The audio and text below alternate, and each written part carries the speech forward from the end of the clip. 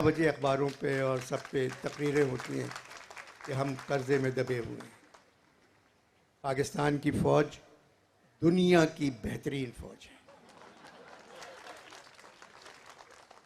ان کے پاس گھر نہیں ہے رہنے کو، پھر بھی وہ وطن کی حفاظت کر رہے ہیں.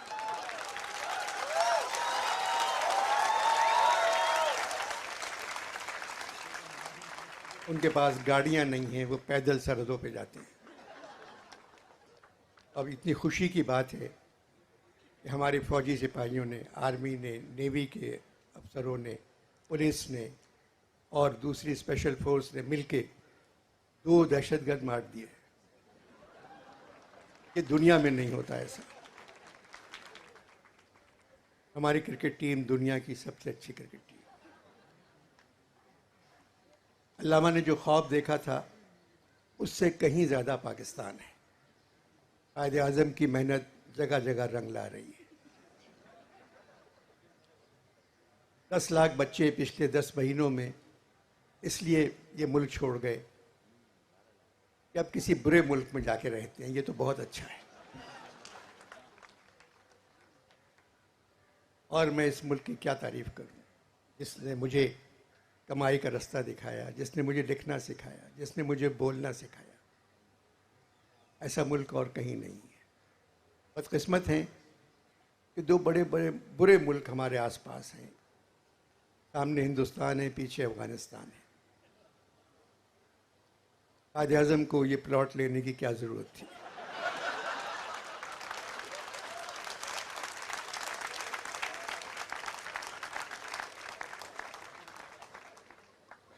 کہ بات جو میں نے مردم شماری کی تھی اس پہ ذرا زور دیں ذہن کو.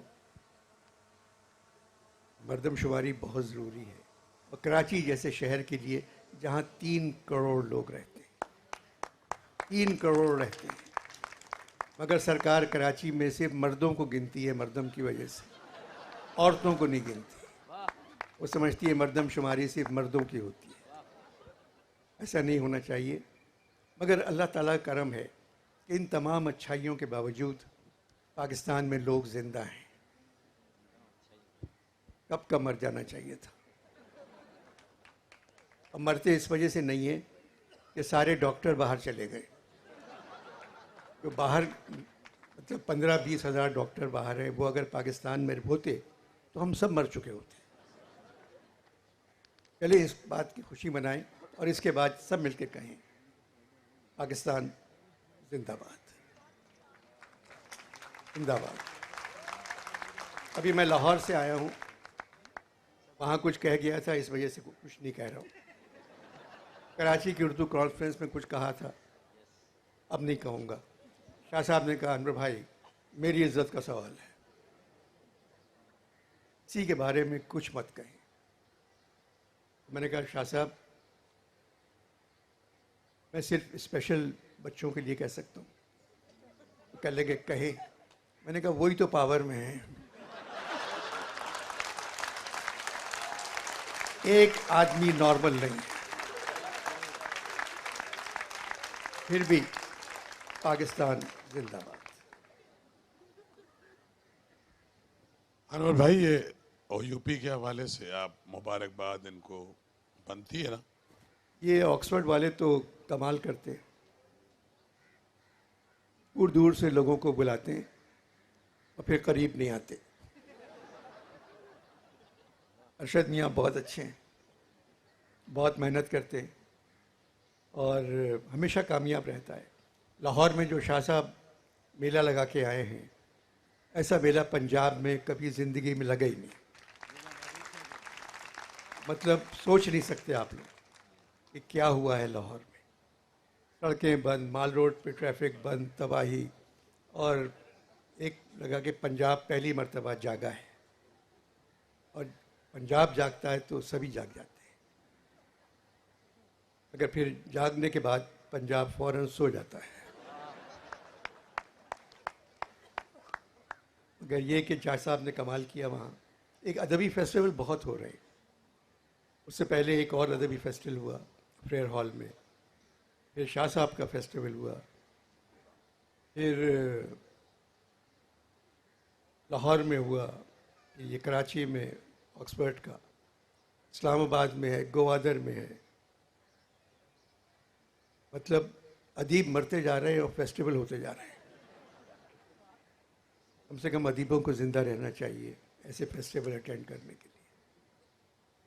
مگر اب تو یہ لگ رہا ہے کہ جب میرا انتقال ہوگا تو کوئی پڑھا لکھا فاتحہ پڑھنے بھی نہیں آئے گا، کیونکہ سب جا رہے ہیں.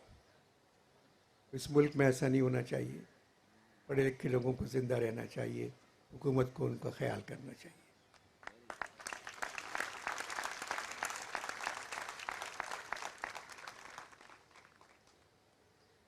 فیض صاحب کا شعر ہے، دیار یار تیری جوشش جنوں پہ سلام، دیار یار تیری جوشش جنوں پہ سلام، میرے وطن تیرے دامان تار تار کی خیر. اس شعر کے بعد ہم کیا کہہ سکتے ہیں؟ صرف امید رہ گئی ہے نوجوان لڑکے لڑکیوں سے. اللہ تعالیٰ نے جو ان کو سمجھ دی ہے، جو ان کو ذہن عطا کیا ہے، جتنی روشنی ان بچوں کی آنکھوں میں ہے، ساری امیدیں ہم لوگوں کی ان لڑکے لڑکیوں سے وابستہ ہیں. نکلو گھر سے. یہ تو ہوا تم کام کر رہے ہو، دفتروں میں، اخباروں میں، ملوں میں، ہر جگہ کام کر رہے ہو تم لوگ. اب یہ وقت ہے اگر کوئی زیادتی کر رہا ہے تمہارے ساتھ، اس کے لیے باہر نکلو، اندر مت بیٹھو.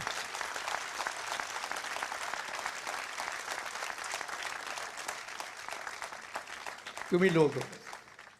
اقبال کا خواب بھی تم ہو، قائد کی محنت بھی تم ہو. ہم لوگوں نے کچھ نہیں کیا، ڈھیلے کا کام نہیں کیا میری عمر کے لوگوں نے. خالی میرا کام یہ نہیں ہے کہ میں ٹیلی ویژن پہ آ کے ہر ہفتے لوگوں کو خوش رکھوں.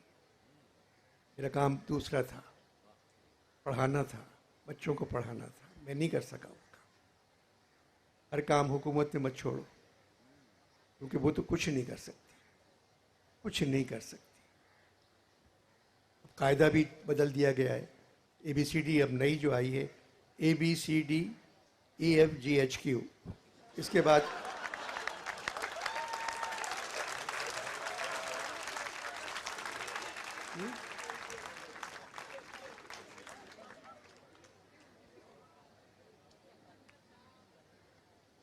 اور پھر ایک GHQ کی اور بھی بڑی اچھی بات ہے. ہمارے فوج کے سربراہ جو ہیں وہ حافظ GHQ، حافظ جی اردو میں. بہت اچھے آدمی ہیں، انشاءاللہ اچھا کام کریں گے، نیک آدمی ہیں. ان کے بارے میں آج تک میں نے کسی سے کوئی غلط لفظ نہیں سنا. مگر جن حالات میں رہتے ہیں، لوگ شاہ صاحب نے مجھ سے کہا ہے کہ زہرا آپا کی ایک نظم سنا دیں. سنا ہے جنگلوں کا بھی کوئی دستور ہوتا ہے، سنا ہے شیر کا جب پیٹ بھر جائے تو وہ حملہ نہیں کرتا، درختوں کی گھنی چھاؤں میں جا کر لیٹ جاتا ہے. ہوا کے تیز جھونکے جب درختوں کو